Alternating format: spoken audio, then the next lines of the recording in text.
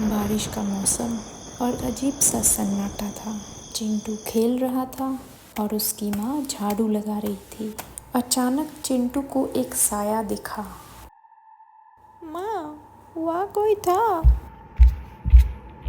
कौन था चिंटू? एक बूढ़ी औरत, उसकी आंखें लाल थी, घूर रही थी मुझे। अच्छा, तो अब कहाँ गई वो? गायब हो गई? चिंटू शरारती था, इसलिए सुमन को उसकी बात पे बिल्कुल यकीन नहीं था। रवि और सुमन रात के खाने की तैयारी कर रहे थे। रवि, ये चिंटू बड़ी अजीब अजीब बातें करता है, उस पर थोड़ा ध्यान दिया कर। आज कह रहा था कि कोई बूढ़ी औरत उसे देख रही थी। पता नहीं इसे क्या हो गया है। पिता से बेटे की कंप्लेन सुन के रवि को बहुत गुस्सा आया। चिंटू, मैं ये सब क्या सुन रहा हूं? बहुत हो गई शरारतें। सुमन, इसे मोबाइल देना बंद करो।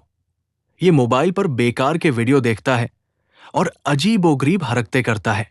अपनी पढ़ाई पर ध्यान दो। अगर परीक्षा में पास नहीं हुए तो मैं तुम्हारी पढ़ाई बंद कर दूंगा।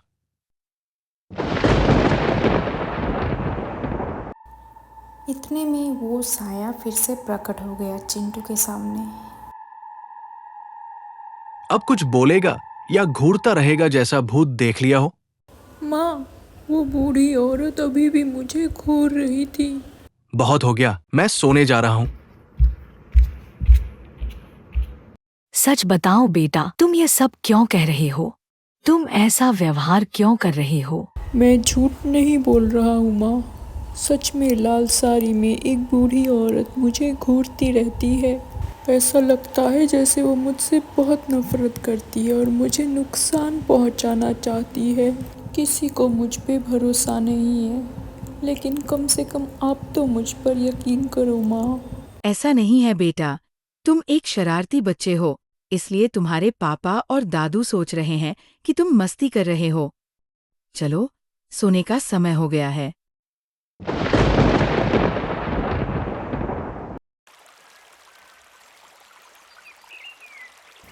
अगले दिन सुबह चिंटू टहलते हुए नदी किनारे पहुंच जाता है।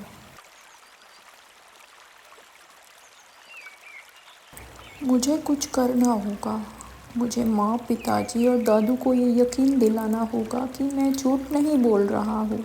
मैं कोई शरारत नहीं कर रहा हूँ, लेकिन कैसे यकीन दिलाऊँ मैं उनको? चिंटू यही सब सोच रहा था कि फिर से नदी के बीच में वो साया उसके सामने आई। डर के मारे उसकी हालत खराब हो गई। कोई तुम्हारी बात पर यकीन नहीं कर रहा है ना चिंटू? तुम चाहते हो कि दूसरे तुम्हारी बात पर यकीन करें, तो जाकर अपने दादू से पूछो कि तुम्हारी दादी कैसे मरी। ये सब सुनकर चिंटू के पैरों तले मान लो ज़मीन खिसक गई और वो घर चला गया।